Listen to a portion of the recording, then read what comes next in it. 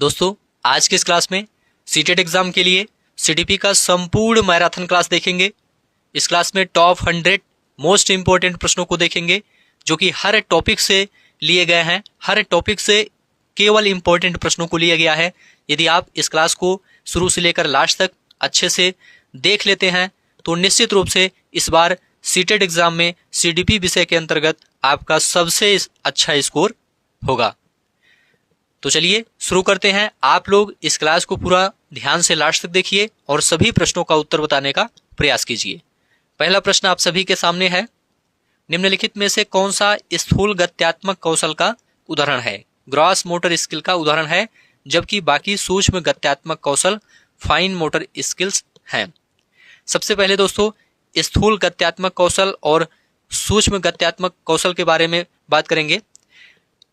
स्थूल गत्यात्मक कौशल grass motor skills में दोस्तों शरीर की बड़ी मांसपेशियों का उपयोग होता है, मतलब हाथ और पैर का उपयोग होता है, जैसे कि दौड़ना, कूदना, तैरना, फुटबॉल मारना। ये सब किसके उदाहरण है? स्थूल गत्यात्मक कौशल के उदाहरण है, ग्रास मोटर स्किल्स के उदाहरण है। और जो फाइन मोटर स्किल्स है, सूक्ष्म गत्यात्मक कौशल है, इसमें उंगलियों और छोटी मांसपेशियों का उपयोग होता है, जैसे लिखना, बुनाई करना, मटर छीलना। ये सब किसके एग्जाम्पल हैं? फाइन मोटर स्किल्स, सूक्ष्म गत्यात्मक कौशल के उदाहरण हैं। तो यहाँ पर फुटबॉल को लात मारना, किकिंग ए फुटबॉल, ये किसका उदाहरण है? स्थूल गत्यात्मक कौशल का उदाहरण है। अन्य सभी, मटर की फलियों को दबाना, किताब के पन्ने पलटना, पेंसिल से लिखना, ये सब सूक्ष्म गत्यात्मक कौशल के उदाहरण हैं। अगला प्रश्न आपके सामने है, विकास के शीर्षगामी सिद्धांत के अनुसार विकास किस दिशा में आगे बढ़ता है? तो देखिए दोस्तों, यहां पर राइट आंसर हो जाएगा सिर से पैर की ओर। याद रखिएगा, विकास के शीर्षगामी सिद्धांत में विकास सिर से शुरू होकर गर्दन, धड़ और अंत में पैरों तक जाता है। इसमें बच्चा पहले सिर संभालता है, फिर बैठना, फिर चलना सीखता है। और यहां पर ध्यान रखिएगा, केंद्र से बाहर की ओर जो लिखा गया है यह समीप दूराभिमुख का उदाहरण है। इसे भी आप लोग ध्यान रखिएगा। समीप दूराभिमुख सिद्धांत का सही उदाहरण कौन सा है? आप लोग बताइए, राइट आंसर क्या होगा? देखिए दोस्तों, राइट आंसर हो जाएगा, बच्चा किसी वस्तु को पकड़ने के लिए पहले पूरे हाथ का उपयोग करता है, फिर उंगलियों का उपयोग करता है। तो सी ऑप्शन आपका राइट आंसर हो जाएगा। समीप दूराभिमुख सिद्धांत में दोस्तों विकास केंद्र से बाहर की ओर होता है, इसे आप लोग ध्यान रखिएगा। इसलिए बच्चा पहले कंधे या बाह हिलाना सीखता है और बाद में उंगलियों पर नियंत्रण पाता है। नेक्स्ट है अभिकथन ए, बच्चों का विकास केवल आनुवंशिकता का परिणाम है। क्या यह सही है? यह बिल्कुल गलत है। केवल आ गया, इससे भी यहाँ पर नेगेटिव वर्ड आपको मिल गया। और केवल आनुवंशिकता का परिणाम नहीं है, वातावरण का भी परिणाम होता है। आनुवंशिकता और वातावरण दोनों का परिणाम है। तो पहला यहाँ पर गलत है।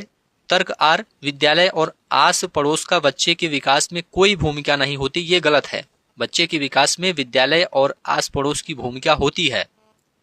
तो यहाँ पर दोनों गलत है, तो ए और आर दोनों गलत है। डी ऑप्शन आपका राइट आंसर हो जाएगा। समाजीकरण की प्राथमिक संस्था कौन सी है? प्राथमिक संस्था यहां पर पूछा गया है। ऑप्शन आपके सामने है, आप लोग बताइए राइट आंसर क्या होगा।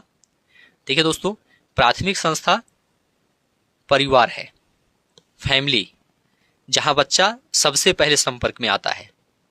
मतलब परिवार और पास पड़ोस, ये क्या है? प्राथमिक संस्था है, क्योंकि यहां पर बच्चा सबसे पहले संपर्क में आता है। ये सामाजिकरण की प्राथमिक संस्था है, परिवार और पास पड़ोस। और सामाजिकरण की द्वितीयक संस्था जहां बच्चा बाद में जाता है, जैसे कि विद्यालय हो गया, मीडिया हो गया, ठीक है, गवर्नमेंट हो गया, ये सब द्वितीयक में आ जाएंगे। पुस्तकालय हो गया। तो यहां पर सी ऑप्शन आपका राइट आंसर हो जाएगा। सभी प्रश्न आप लोग ध्यान से देखते हुए चलिए। एक बच्ची पहले गेंद को पकड़ने के लिए दोनों हाथों का इस्तेमाल करती थी, अब वह एक हाथ की उंगलियों से गेंद पकड़ लेती है। यह विकास के किस सिद्धांत को दर्शाता है? आप लोग बताइए, किस सिद्धांत को दर्शाता है? देखिए दोस्तों, यहां पर आपका राइट आंसर हो जाएगा, यह विकास एकीकरण के सिद्धांत का पालन करता है और विकास सामान्य से विशिष्ट की ओर बढ़ता है। यहां पर दोनों आपका राइट आंसर हो जाएगा, उपरोक्त बी और सी दोनों। सामान्य से विशिष्ट मतलब पहले बच्चा पूरे शरीर से प्रतिक्रिया करता है, फिर केवल आवश्यक अंग से मतलब सामान्य से विशिष्ट, और एकीकरण जब बच्चा अलग अलग अंगों को एक साथ तालमेल में लाना सीख जाता है तो उसे एकीकरण कहते हैं। तो यहां पर दोनों आपका राइट आंसर हो जाएगा। संवेदनशील अवधि या क्रांतिक अवधि का अर्थ क्या है? संवेदनशील अवधि या क्रांतिक अवधि का अर्थ क्या है? देखिए दोस्तों, राइट आंसर हो जाएगा वह विशिष्ट समय जब बच्चे पर वातावरणीय प्रभावों का सबसे गहरा असर पड़ता है। तो यहां पर बी ऑप्शन आपका राइट आंसर हो जाएगा। देखिए दोस्तों, भाषा सीखने के लिए प्रारंभिक बचपन एक संवेदनशील अवधि है। इस दौरान बच्चा बहुत तेजी से सीखता है। यदि यह समय निकल जाए तो सीखना कठिन हो जाता है। तो यहां पर बी ऑप्शन आपका राइट आंसर हो जाएगा। नेक्स्ट है, विकास के संदर्भ में कौन सा कथन सही नहीं है? यहां पर नहीं पूछा गया है। विकास बहुआयामी होता है, यह सही है। विकास संशोधन योग्य है, यह भी सही है। विकास केवल मात्रात्मक होता है, यह सही नहीं है, और यही आपका राइट आंसर हो जाएगा। ध्यान रखिएगा, वृद्धि केवल मात्रात्मक होती है, जैसे कि लंबाई, वजन। विकास ये दोस्तों मात्रात्मक और गुणात्मक दोनों होता है, जैसे कि कार्य क्षमता, बुद्धि, समझ। तो यहां पर आपका राइट आंसर हो जाएगा सी ऑप्शन। लेव वाइगोत्स्की के अनुसार संज्ञानात्मक विकास का मूल कारण क्या है? संज्ञानात्मक विकास का मूल कारण क्या है लेव वाइगोत्स्की के अनुसार? तो राइट आंसर हो जाएगा सामाजिक अन्योन्य क्रिया, सी ऑप्शन राइट आंसर हो जाएगा। जीन पियाजे के अनुसार बच्चे किस अवस्था में वस्तु अस्थायित्व का गुण प्रदर्शित करते हैं? ऑप्शन आप सभी के सामने है, आप लोग बताइए। देखिए दोस्तों, राइट आंसर हो जाएगा संवेदी गामक अवस्था। इसका समय जन्म से 2 वर्ष है। यहां पर ए ऑप्शन आपका राइट आंसर हो जाएगा। लगभग 18 से 24 महीने के आसपास संवेदी गामक अवस्था का गुण विकसित हो जाता है, इसे आप लोग ध्यान रखिएगा। नेक्स्ट है, जीन पियाजे के अनुसार संरक्षण की समझ बच्चे में किस अवस्था में विकसित होती है? संरक्षण की समझ बच्चे में किस अवस्था में विकसित होती है? तो याद रखिएगा, मूर्त संक्रियात्मक अवस्था में। इसका समय 7 से 11 वर्ष है। यहां पर सी ऑप्शन आपका राइट आंसर हो जाएगा, मूर्त संक्रियात्मक अवस्था। और पूर्व संक्रियात्मक अवस्था में बच्चे में केंद्रीकरण होता है, इसलिए वे संरक्षण नहीं कर पाते हैं। इसे भी आप लोग ध्यान रखिएगा। एक बच्चा एक उड़ती हुई चिड़िया को देखता है और कहता है, देखो एक हवाई जहाज। पियाजे के अनुसार यह प्रक्रिया क्या कहलाती है? देखिए दोस्तों, यह प्रक्रिया आत्मसात्करण कहलाती है।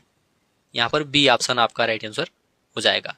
आत्मसात्करण में क्या होता है? जब बच्चा पुरानी जानकारी में नई जानकारी को ज्यों का त्यों जोड़ लेता है, तो यह प्रक्रिया आत्मसात्करण कहलाती है। यहां पर बी ऑप्शन राइट आंसर हो जाएगा। अगला प्रश्न आपके सामने है, अभिकथन ए, पियाजे के सिद्धांत में संज्ञानात्मक विकास एक सतत प्रक्रिया नहीं है बल्कि यह चरणों में होता है। क्या यह सही है? तो देखिए दोस्तों, यह बिल्कुल सही है। पियाजे के सिद्धांत में संज्ञानात्मक विकास एक सतत प्रक्रिया नहीं है बल्कि यह चरणों में होता है। तर्क आर है, पियाजे का मानना है कि विकास के चरण सार्वभौमिक हैं और कोई भी चरण छोड़ा नहीं जा सकता। तो यह भी आपका सही है और यह सही व्याख्या भी है। मतलब ए और आर दोनों सही है और आर सही व्याख्या है। यहां पर ए ऑप्शन आपका राइट आंसर हो जाएगा। नेक्स्ट है, सभी प्रश्न आप लोग ध्यान से देखते हुए चलिए। लॉरेंस कोहलबर्ग के सिद्धांत के अनुसार अच्छा लड़का अच्छी लड़की अभिविन्यास किस स्तर की विशेषता है? आप लोग बताइए, राइट आंसर क्या होगा? देखिए दोस्तों, राइट आंसर हो जाएगा परंपरागत स्तर। यहां पर बी ऑप्शन राइट आंसर हो जाएगा। परंपरागत स्तर में बच्चा समाज के नियमों और दूसरों की राय को महत्व देता है, इसे आप लोग ध्यान रखिएगा। परंपरागत स्तर में बच्चा समाज के नियमों और दूसरों की राय को महत्व देता है। जैसे कि मैं होमवर्क करूंगा ताकि टीचर मुझे गुड बॉय बोले, यह दोस्तों इसी चरण का उदाहरण है। तो अच्छा लड़का अच्छी लड़की अभिविन्यास ये परंपरागत स्तर की विशेषता है। यहां पर बी ऑप्शन राइट आंसर हो जाएगा। पियाजे की पूर्व संक्रियात्मक अवस्था की एक प्रमुख सीमा क्या है? प्रमुख सीमा के बारे में पूछा गया है, तो याद रखिएगा अनुत्क्रमणीयता, बी ऑप्शन राइट आंसर हो जाएगा। इसे पलटावी गुण का अभाव भी कहते हैं। इसमें दोस्तों बच्चा शुरुआती बिंदु पर वापस नहीं लौट पाता है। जैसे बच्चे को पता है 2 + 3 = 5 होता है, लेकिन वह नहीं समझ पाता कि 5 - 3 = 2 भी होगा।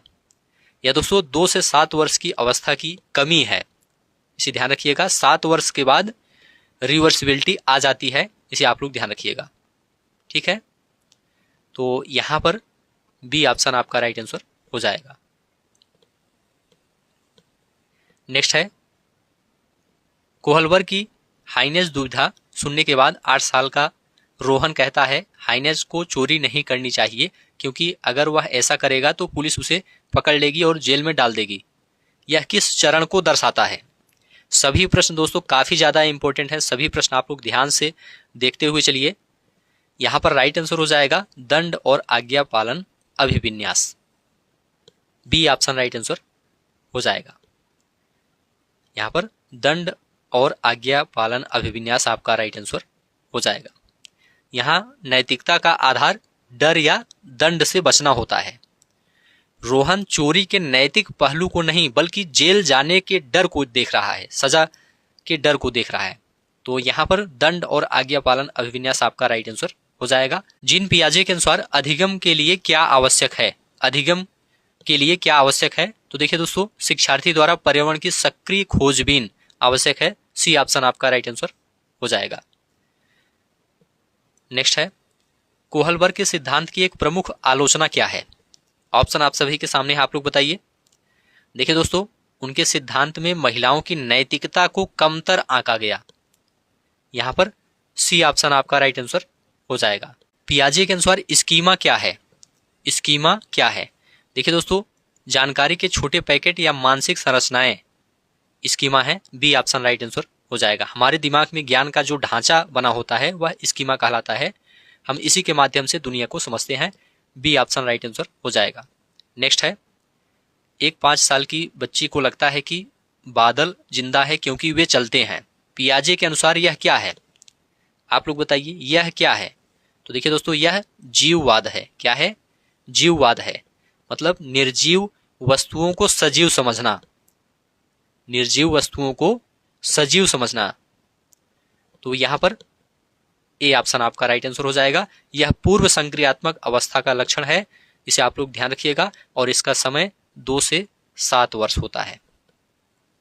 पूर्व संक्रियात्मक अवस्था का समय कितना होता है? 2 से 7 वर्ष होता है।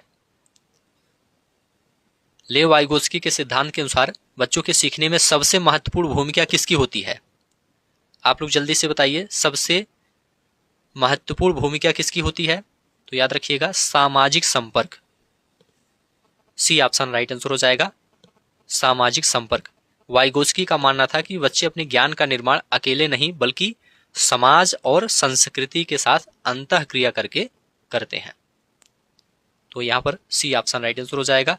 अगला प्रश्न आपके सामने है, समीपस्थ विकास का क्षेत्र ZPD zone of proximal development का क्या अर्थ है?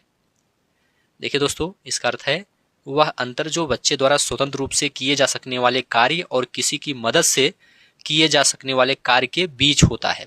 यहां पर बी ऑप्शन आपका राइट आंसर हो जाएगा। यहां पर बी ऑप्शन राइट आंसर हो जाएगा। नेक्स्ट है, एक अध्यापिका बच्चों को आधा हल किया हुआ उदाहरण देती है और संकेत प्रदान करती है। वाइगोत्स्की के अनुसार यह क्या है? आप लोग बताइए, यह क्या है? तो यह दोस्तों पाण या मचान या स्कैफोल्डिंग है। यहाँ पर बी ऑप्शन आपका राइट आंसर हो जाएगा, पाण या मचान या स्कैफोल्डिंग। यह दोस्तों अस्थायी मदद होती है स्कैफोल्डिंग, इसे आप लोग ध्यान रखिएगा। जैसे साइकिल सिखाते समय पीछे से पकड़ना और फिर छोड़ देना, ये क्या है, अस्थायी मदद है, मतलब स्कैफोल्डिंग इसे कहते हैं। संकेत देना, इशारे करना, आधा प्रश्न हल करना, ये सब स्कैफोल्डिंग के एग्जाम्पल हैं, इसे आप लोग ध्यान रखिएगा। अगला प्रश्न आपके सामने है, भाषा और विचार के बारे में वाइगोत्स्की का क्या दृष्टिकोण है? तो इनका दृष्टिकोण है, भाषा और विचार शुरू में अलग अलग होते हैं, बाद में मिल जाते हैं और भाषा विचार को निर्देशित करती है। यहां पर सी ऑप्शन आपका राइट आंसर हो जाएगा। नेक्स्ट है, एक बच्ची पहेली को सुलझाते समय खुद से बातें कर रही है, नीला टुकड़ा कहाँ है, नहीं यह वाला नहीं, वह गाढ़ा नीला वाला, वाइगोत्स्की इसे क्या कहते हैं? ऑप्शन आपके सामने है, आप लोग बताइए वाइगोत्स्की इसे क्या कहते हैं। देखिए दोस्तों, वाइगोत्स्की इसे निज वाक्य या व्यक्तिगत वार्ता कहते हैं, प्राइवेट स्पीच कहते हैं। प्राइवेट स्पीच क्या है? बच्चा खुद से बोलकर अपने कार्यों को निर्देशित कर रहा होता है। इसमें किसमें?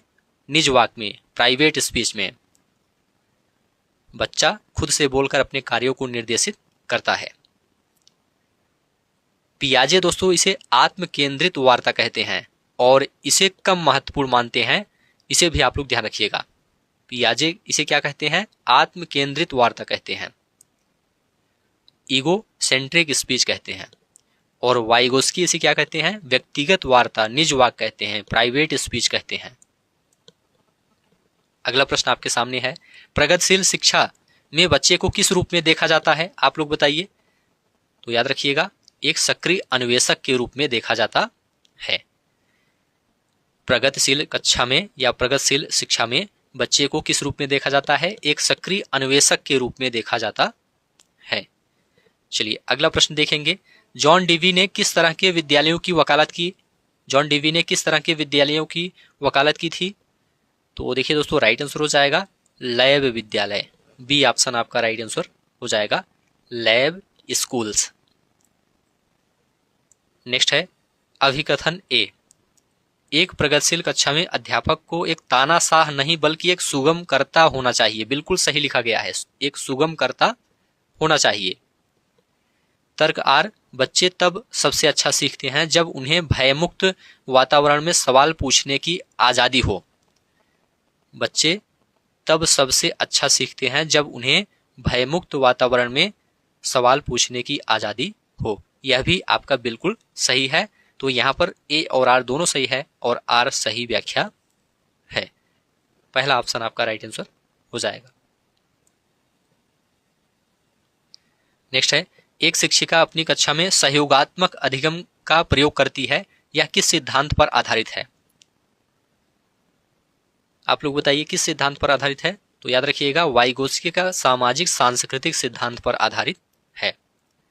वाइगोत्स्की का सामाजिक सांस्कृतिक सिद्धांत पर आधारित है। यहां पर बी ऑप्शन राइट आंसर हो जाएगा। बाल केंद्रित शिक्षा का अर्थ क्या है? बाल केंद्रित शिक्षा का अर्थ क्या है? देखिए दोस्तों, इसका अर्थ है बच्चों की रुचियों, प्रवृत्तियों और अनुभवों को प्रमुखता देना। यहां पर बी ऑप्शन राइट आंसर हो जाएगा। नेक्स्ट है, हार्वर्ड गार्डनर के बहुबुद्ध सिद्धांत के अनुसार दूसरों की मनोदशा, स्वभाव और इरादों को समझने की योग्यता क्या कहलाती है? ऑप्शन आपके सामने है, आप लोग जल्दी से कमेंट करके बताइए राइट आंसर क्या होगा। देखिए दोस्तों, राइट आंसर हो जाएगा अंतर्वैयक्तिक बुद्धि कहलाती है, इंटरपर्सनल इंटेलिजेंस कहलाती है। यहां पर सी ऑप्शन आपका राइट आंसर हो जाएगा। नेक्स्ट है, एक मूर्तिकार या वास्तुकार में किस प्रकार की बुद्धि की प्रधानता होती है? एक मूर्तिकार या वास्तुकार में किस प्रकार की बुद्धि की प्रधानता होती है? आप लोग बताइए। देखिए दोस्तों, राइट आंसर हो जाएगा स्थानिक बुद्धि की प्रधानता होती है। यहां पर ए ऑप्शन आपका राइट आंसर हो जाएगा। अगला प्रश्न आपके सामने है, अभिकथन ए, बुद्धि कोई एक इकाई नहीं है बल्कि यह कई अलग अलग प्रकार की क्षमताओं का समूह है। क्या यह सही है? तो देखिए दोस्तों, यह बिल्कुल सही है।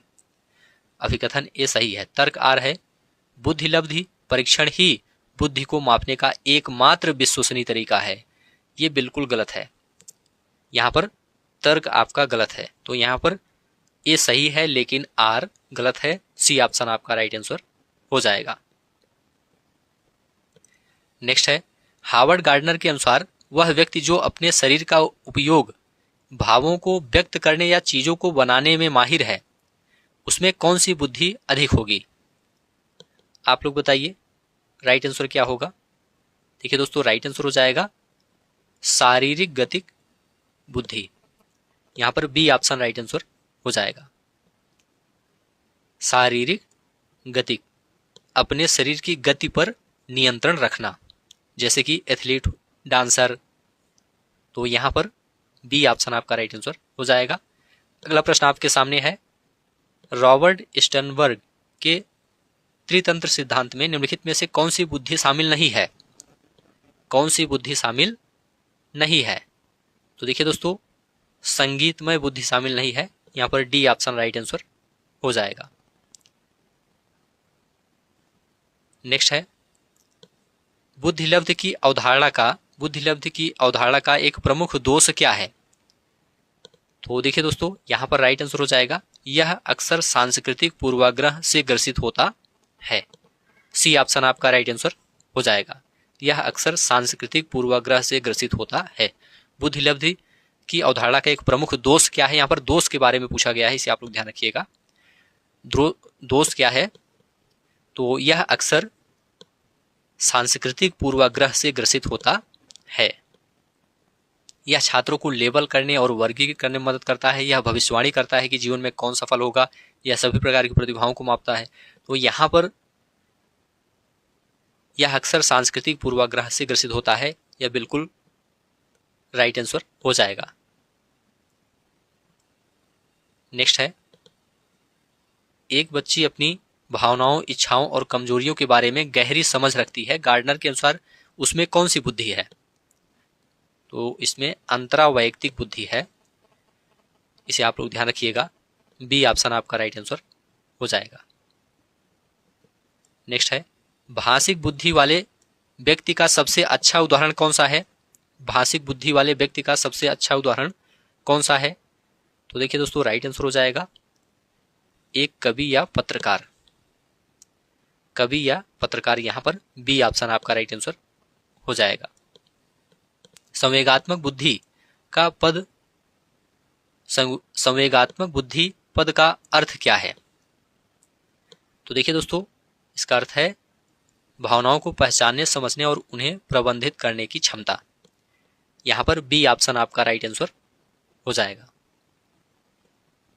नेक्स्ट है, यदि एक बच्चे की मानसिक आयु 12 वर्ष है और वास्तविक आयु 10 वर्ष है तो उसका आईक्यू क्या होगा? देखिए दोस्तों, इसका एक सूत्र होता है, आईक्यू बराबर मानसिक आयु बटा वास्तविक आयु गुणे 100। क्या होता है? मानसिक आयु बटा वास्तविक आयु गुणे 100।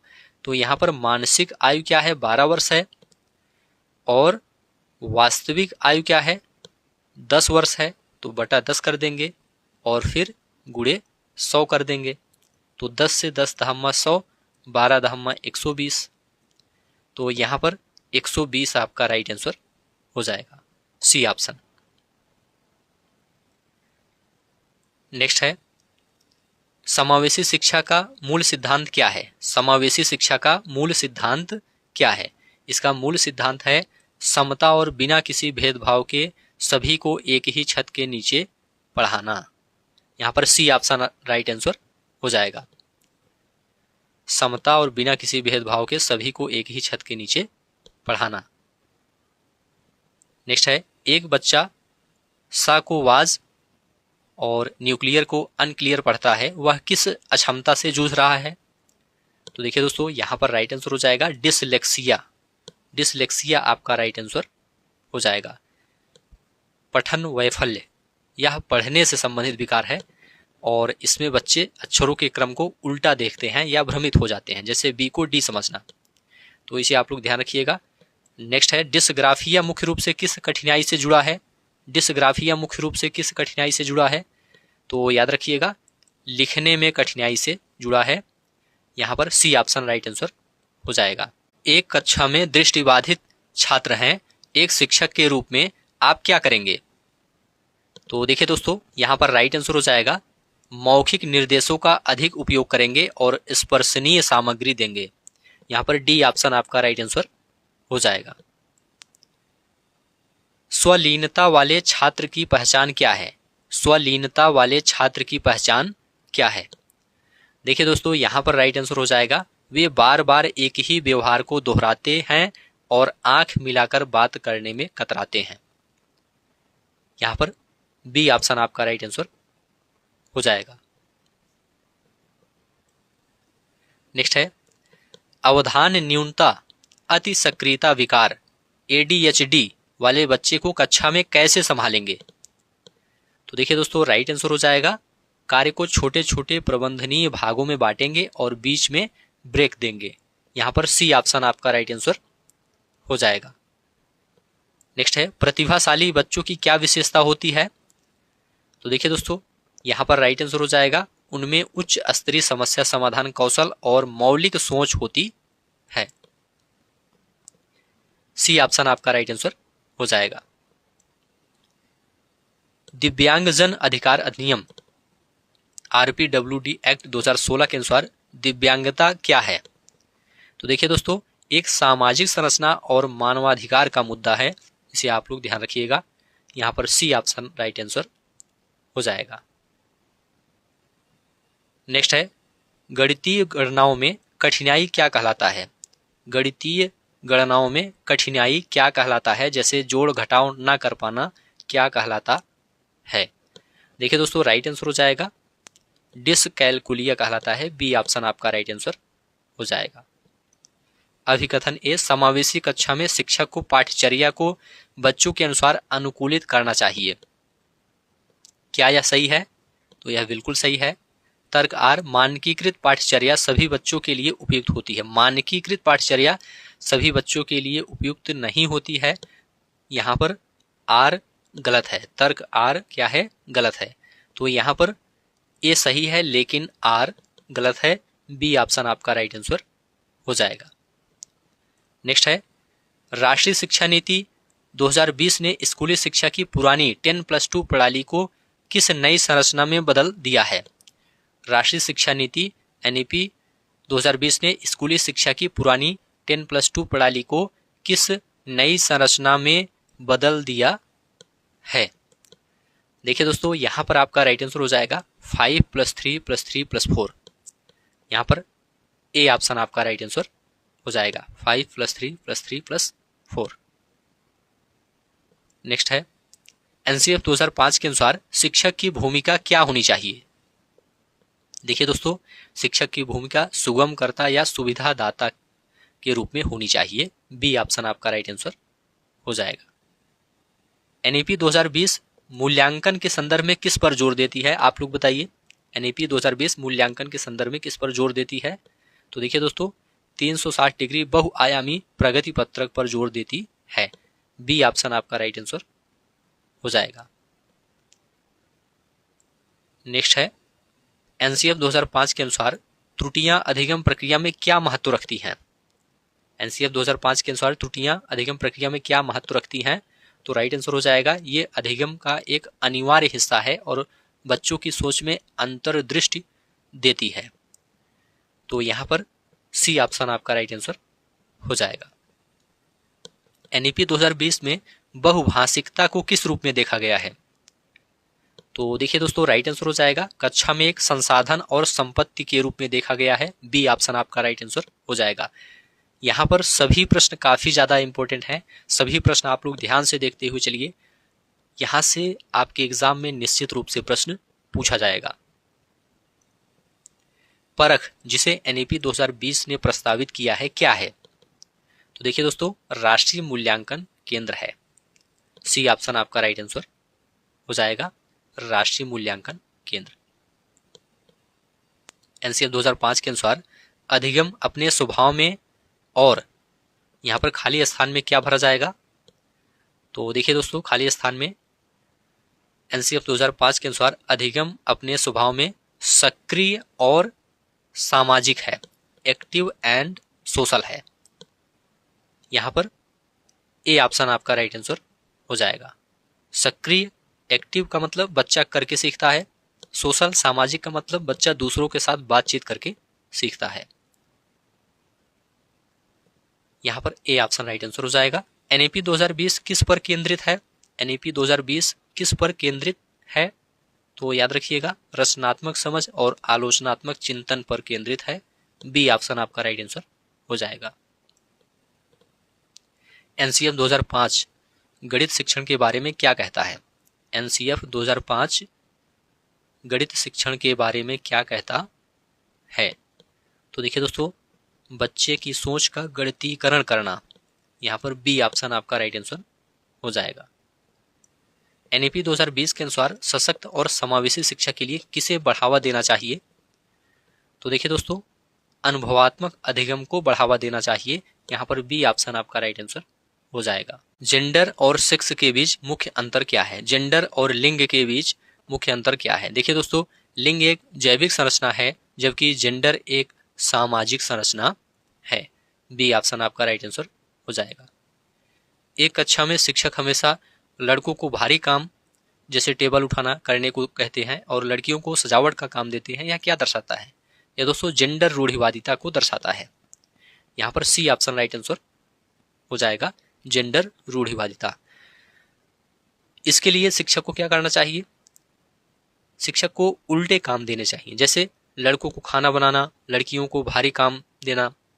तो इससे जेंडर रूढ़िवादिता को चुनौती दी जा सकती है। आंतरिक अभिप्रेरणा का सही उदाहरण कौन सा है? देखिए दोस्तों, सही उदाहरण है एक कहानी की किताब पढ़ना, क्योंकि उसे पढ़ने में मजा या आनंद आता है। तो सी ऑप्शन आपका राइट आंसर हो जाएगा। आंतरिक अभिप्रेरणा जब काम करने की वजह खुद की खुशी या रुचि हो तब होती है, और बाह्य अभिप्रेरणा जब वजह बाहर हो, जैसे पुरस्कार, दंड, पैसा, तारीफ, तो बाह्य अभिप्रेरणा होता है। और जब खुद की खुशी हो, खुद की रुचि हो, तब उसे आंतरिक अभिप्रेरणा कहते हैं। संज्ञान और संवेग के बीच कैसा संबंध है? देखिए दोस्तों, एक दूसरे से गुथे हुए और एक दूसरे को प्रभावित करते हैं। यहाँ पर बी ऑप्शन राइट आंसर हो जाएगा। नेक्स्ट है, छात्रों में महारत उन्मुखी लक्ष्य को बढ़ावा देने के लिए क्या करना चाहिए? छात्रों में महारत उन्मुखी लक्ष्य को बढ़ावा देने के लिए क्या करना चाहिए? देखिए दोस्तों, राइट आंसर हो जाएगा, सीखने और समझने पर जोर देना चाहिए, ना कि केवल नंबर लाने पर। तो यहाँ पर सी ऑप्शन आपका राइट आंसर हो जाएगा। सीखने और समझने पर जोर देना चाहिए, ना कि केवल नंबर लाने पर। अभिकथन ए, एक अध्यापिका को अपनी कक्षा में जेंडर रूढ़ियों को चुनौती देनी चाहिए। यह तो बिल्कुल सही है। यह अभिकथन क्या है? सही है। तर्क आर, पुरुष और महिलाएं दोनों ही विविध प्रकार के कार्य करने में सक्षम हैं, यह संदेश बच्चों तक पहुंचना चाहिए। यह भी आपका सही है। तो यहाँ पर ए और आर दोनों सही है, आर सही व्याख्या है। ए ऑप्शन राइट आंसर हो जाएगा। सीखी गई लाचारी की स्थिति कब उत्पन्न होती है? सीखी गई लाचारी की स्थिति कब उत्पन्न होती है? जब छात्र को लगता है कि परिणाम उसके नियंत्रण से बाहर है और प्रयास का कोई असर नहीं होगा। तो यहाँ पर ए ऑप्शन आपका राइट आंसर हो जाएगा। परीक्षा में तनाव निष्पादन को कैसे प्रभावित करता है? परीक्षा में तनाव निष्पादन को कैसे प्रभावित करता है? तो देखिए दोस्तों, राइट आंसर हो जाएगा, बहुत अधिक तनाव प्रदर्शन को नकारात्मक रूप से प्रभावित करता है। तो सी ऑप्शन आपका राइट आंसर हो जाएगा। एक छात्र अपनी असफलता का कारण किस्मत या शिक्षक के कठिन पेपर को मानता है, उसका नियंत्रण का केंद्र कैसा है? तो नियंत्रण का केंद्र बाह्य है, एक्सटर्नल है। यहाँ पर बी ऑप्शन राइट आंसर हो जाएगा। इंटरनल में क्या होता है? जैसे मैं फेल हुआ क्योंकि मैंने पढ़ाई नहीं की, तो ये इंटरनल हो गया। एक्सटर्नल में पेपर कठिन था, किस्मत खराब थी, टीचर ने नंबर काट लिए, तो ये क्या हो जाएगा? एक्सटर्नल हो जाएगा। अधिगम के लिए सबसे प्रभावी प्रेरक कौन सा है? आप लोग बताइए। देखिए दोस्तों, राइट आंसर हो जाएगा कार्य में रुचि और जिज्ञासा। सी ऑप्शन राइट आंसर हो जाएगा, कार्य में रुचि और जिज्ञासा। विद्यार्थियों के काम का एक उद्देश्यपूर्ण संग्रह जो एक निश्चित समय में उनकी प्रगति और उपलब्धियों को दर्शाता है, क्या कहलाता है? तो देखिए दोस्तों, राइट आंसर हो जाएगा पोर्टफोलियो कहलाता है। बी ऑप्शन आपका राइट आंसर हो जाएगा, पोर्टफोलियो। सीखने के लिए आकलन और सीखने का आकलन में क्या अंतर है? तो देखिए दोस्तों, इसमें राइट आंसर हो जाएगा के लिए रचनात्मक या सुधारात्मक है, जबकि का योगात्मक या निर्णयात्मक है। यहां पर बी ऑप्शन आपका राइट आंसर हो जाएगा।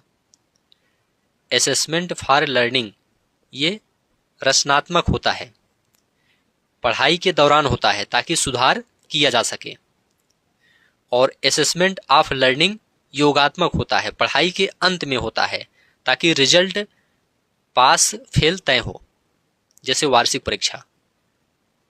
तो यहां पर बी ऑप्शन आपका राइट आंसर हो जाएगा। एक शिक्षिका अपने छात्रों से पूछती है, एक शिक्षिका अपने छात्रों से पूछती है, क्या हम इस समस्या को किसी और तरीके से हल कर सकते हैं? यह किस प्रकार के चिंतन को बढ़ावा देता है? तो देखिए दोस्तों, यह अपसारी चिंतन को बढ़ावा देता है। बी ऑप्शन आपका राइट आंसर हो जाएगा, अपसारी चिंतन। और अभिसारी चिंतन में जिसका केवल एक सही उत्तर हो उसे अभिसारी चिंतन कहते हैं। अपसारी में क्या होता है? एक समस्या के अनेक समाधान के बारे में सोचना। अपसारी चिंतन में समस्या समाधान में कार्यात्मक स्थिरता क्या है? समस्या समाधान में कार्यात्मक स्थिरता क्या है? राइट आंसर हो जाएगा, समस्या समाधान में एक बाधा जहां व्यक्ति किसी वस्तु के केवल पारंपरिक उपयोग के बारे में ही सोच पाता है। यहां पर बी ऑप्शन आपका राइट आंसर हो जाएगा। नेक्स्ट है अधिसंज्ञान का क्या अर्थ है? अधिसंज्ञान का क्या अर्थ है? देखिए दोस्तों, राइट आंसर हो जाएगा अपनी ही सोच या चिंतन प्रक्रिया के बारे में सोचना, अधिसंज्ञान कहलाता है। बी ऑप्शन आपका राइट आंसर हो जाएगा। निम्नलिखित में से कौन सा प्रश्न बच्चों में आलोचनात्मक चिंतन को बढ़ावा देता है? आलोचनात्मक चिंतन को बढ़ावा देता है। तो देखिए दोस्तों, जल संरक्षण के विभिन्न उपाय क्या हो सकते हैं और क्यों? यह आलोचनात्मक चिंतन को बढ़ावा देता है। सी ऑप्शन आपका राइट आंसर हो जाएगा। रूब्रिक्स क्या है? रूब्रिक्स क्या है? देखिए दोस्तों, यहां पर आपका राइट आंसर हो जाएगा आकलन के लिए एक स्कोरिंग मार्गदर्शिका जिसमें प्रदर्शन के मानदंड होते हैं। तो यहां पर बी ऑप्शन आपका राइट आंसर हो जाएगा। रूब्रिक्स क्या है? आकलन के लिए एक स्कोरिंग मार्गदर्शिका जिसमें प्रदर्शन के मानदंड होते हैं। बी ऑप्शन आपका राइट आंसर हो जाएगा। अभिकथन ए, शिक्षकों को कक्षा में प्रश्न पूछने को प्रोत्साहित करना चाहिए। शिक्षकों को कक्षा में प्रश्न पूछने को प्रोत्साहित करना चाहिए। क्या यह सही है? तो बिल्कुल सही है। तर्क आर, प्रश्न पूछना अर्थपूर्ण अधिगम में बाधा उत्पन्न करता है। बाधा उत्पन्न नहीं करता है प्रश्न पूछना अर्थपूर्ण अधिगम में, ये गलत है। तो यहां पर ए सही है लेकिन आर गलत है। सी ऑप्शन आपका राइट आंसर हो जाएगा। एक बच्चा तर्क का उपयोग करता है, सभी इंसान नश्वर हैं। सुकरात एक इंसान है इसलिए सुकरात नश्वर है। यह किस प्रकार का तर्क है? एक बच्चा तर्क का उपयोग करता है, सभी इंसान नश्वर हैं, सुकरात एक इंसान है इसलिए सुकरात नश्वर है। यह किस प्रकार का तर्क है? तो निगमनात्मक तर्क है। यहाँ पर ए ऑप्शन आपका राइट आंसर हो जाएगा। इसमें सामान्य नियम से विशिष्ट उदाहरण की ओर चला जाता है। समस्या समाधान के चरणों का सही क्रम क्या है? समस्या समाधान के चरणों का सही क्रम क्या है? सही क्रम है समस्या की पहचान करना, समस्या का विश्लेषण करना, योजना बनाना, फिर मूल्यांकन। तो यहाँ पर ए ऑप्शन आपका राइट आंसर हो जाएगा। एक रचनावादी कक्षा की मुख्य विशेषता क्या है? एक रचनावादी कक्षा की मुख्य विशेषता क्या है? देखिए दोस्तों, यहां पर आपका राइट आंसर हो जाएगा शिक्षार्थी अपने स्वयं के ज्ञान का निर्माण सक्रिय रूप से करते हैं। शिक्षार्थी अपने स्वयं के ज्ञान का निर्माण सक्रिय रूप से करते हैं। यहां पर सी ऑप्शन आपका राइट आंसर हो जाएगा। नेक्स्ट है, बच्चे अक्सर प्राकृतिक घटनाओं के बारे में वैकल्पिक अवधारणाएं या भोले सिद्धांत बना लेते हैं। एक शिक्षक को क्या करना चाहिए? देखिए दोस्तों, इसके लिए उनके विचारों को सुनना चाहिए और चर्चा प्रयोग के माध्यम से उन्हें तर्कसंगत सोच की ओर ले जाना चाहिए। डी ऑप्शन आपका राइट आंसर हो जाएगा। शिक्षा का अधिकार अधिनियम आरटीई एक्ट 2009 के अनुसार एक शिक्षक के लिए प्रति सप्ताह न्यूनतम कार्य घंटे कितने निर्धारित हैं? शिक्षा का अधिकार अधिनियम 2009 के अनुसार एक शिक्षक के लिए प्रति सप्ताह न्यूनतम कार्य घंटे कितने निर्धारित हैं? देखिए दोस्तों, राइट आंसर हो जाएगा 45 घंटे। सी ऑप्शन आपका राइट आंसर हो जाएगा। अभिकथन ए, अधिगम तब सबसे अधिक प्रभावी होता है जब विषय वस्तु को वास्तविक जीवन के संदर्भों से जोड़ा जाता है। क्या यह सही है? बिल्कुल सही है। तर्क आर, अधिगम एक रेखीय प्रक्रिया है और स्कूल के बाहर नहीं हो सकता। ये गलत है दोस्तों। यहां पर ए सही है लेकिन आर गलत है। यहां पर ए सही है लेकिन आर गलत है। सीखने के रूप में आकलन में क्या शामिल है? सीखने के रूप में आकलन में क्या शामिल है?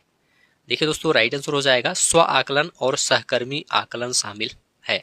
सी ऑप्शन आपका राइट आंसर हो जाएगा।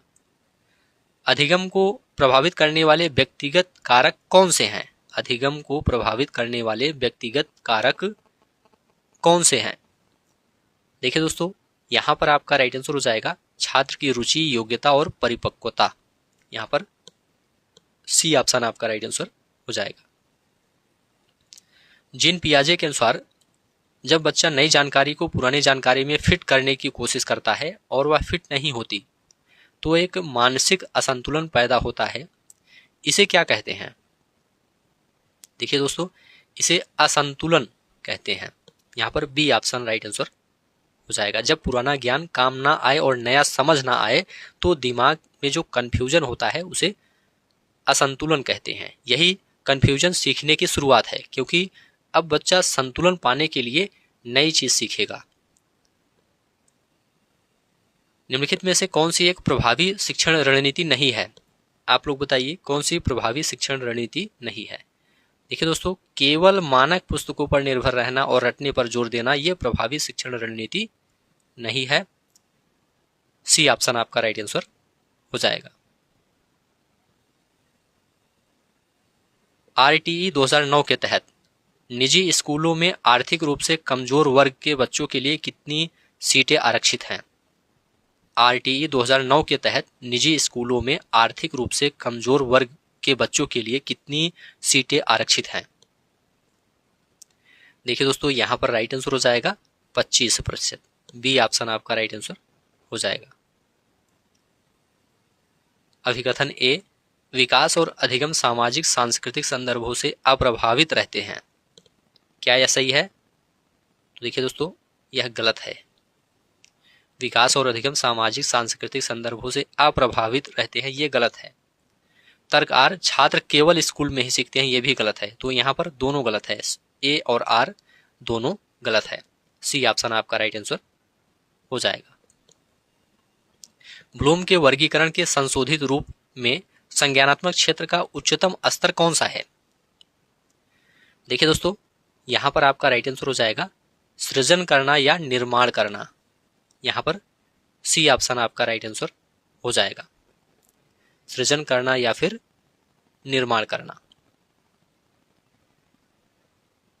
चलिए आगे बढ़ते हैं। निपुण भारत मिशन का मुख्य उद्देश्य क्या है? निपुण भारत मिशन का मुख्य उद्देश्य क्या है? कक्षा 3 के अंत तक प्रत्येक बच्चे में मूलभूत साक्षरता और संख्या ज्ञान सुनिश्चित करना। यहां पर बी ऑप्शन आपका राइट आंसर हो जाएगा। नोम चॉम्स्की के अनुसार बच्चों में भाषा सीखने की क्षमता जन्मजात होती है, जो किसके माध्यम से होती है? तो राइट आंसर हो जाएगा सार्वभौमिक व्याकरण और भाषा अर्जन यंत्र LAD के माध्यम से होती है। ए ऑप्शन आपका राइट आंसर हो जाएगा। समानुभूति का सही अर्थ क्या है? समानुभूति का सही अर्थ क्या है? इसका सही अर्थ है दूसरे की जगह खुद को रखकर उसकी भावनाओं को महसूस करना समानुभूति कहलाता है। बी ऑप्शन आपका राइट आंसर हो जाएगा। अभिप्रेरणा चक्र का सही क्रम क्या है? सही क्रम है आवश्यकता, अंतर्नोद, उत्तेजना, लक्ष्य निर्देशित व्यवहार, उपलब्धि और उत्तेजना में कमी। ए ऑप्शन आपका राइट आंसर हो जाएगा। नेक्स्ट है, सभी प्रश्न ध्यान से देखिए। एक समावेशी कक्षा में श्रवण बाधित बच्चों के लिए कौन सी रणनीति सबसे प्रभावी है? तो देखिए दोस्तों, होंठ पढ़ने और चेहरे के हाव भाव पर ध्यान देना, यहां पर ए ऑप्शन आपका राइट आंसर हो जाएगा। होंठ पढ़ने और चेहरे के हाव भाव पर ध्यान देना। अभिकथन ए, रट कर सीखना सार्थक अधिगम नहीं है। रट कर सीखना सार्थक अधिगम नहीं है, यह दोस्तों बिल्कुल सही है। तर्क आर, सार्थक अधिगम में पूर्व ज्ञान को नए ज्ञान से जोड़ना शामिल है, यह भी आपका सही है। तो यहां पर ए और आर दोनों सही है, आर सही व्याख्या है। ए ऑप्शन आपका राइट आंसर हो जाएगा। निम्नलिखित में से कौन सा सूक्ष्म गत्यात्मक कौशल नहीं है? निम्नलिखित में से कौन सा सूक्ष्म गत्यात्मक कौशल नहीं है? यहां पर नहीं पूछा गया है। तो देखिए दोस्तों, दौड़ना, रनिंग, ये सूक्ष्म गत्यात्मक कौशल नहीं है। सुई में धागा डालना, लिखना, ब्लॉक बनाना, ये सब सूक्ष्म गत्यात्मक कौशल हैं। डी ऑप्शन आपका राइट आंसर हो जाएगा। छुपा हुआ पाठ्यक्रम क्या है? छुपा हुआ पाठ्यक्रम क्या है? देखिए दोस्तों, विद्यालय में अनकहे नियम, मूल्य और मानदंड जो बच्चे अनजाने में सीखते हैं, वह छुपा हुआ पाठ्यक्रम कहलाता है। जैसे कि व्यवहार, अनुशासन, ईमानदारी। नई शिक्षा नीति NEP 2020 और NCF 2005 के अनुसार शिक्षा का अंतिम उद्देश्य क्या है? तो देखिए दोस्तों, शिक्षा का अंतिम उद्देश्य है बच्चे का समग्र विकास, शारीरिक, मानसिक, भावनात्मक और सामाजिक। तो यहाँ पर सी ऑप्शन आपका राइट आंसर हो जाएगा। शिक्षा का मतलब केवल दिमाग भरना नहीं है, बल्कि एक अच्छा इंसान बनाना है जो शारीरिक रूप से स्वस्थ हो, मानसिक रूप से तार्किक हो और सामाजिक रूप से जिम्मेदार हो। तो यहाँ पर सी ऑप्शन आपका राइट आंसर हो जाएगा। तो ठीक है दोस्तों, आज की इस क्लास को यहीं पर समाप्त करते हैं।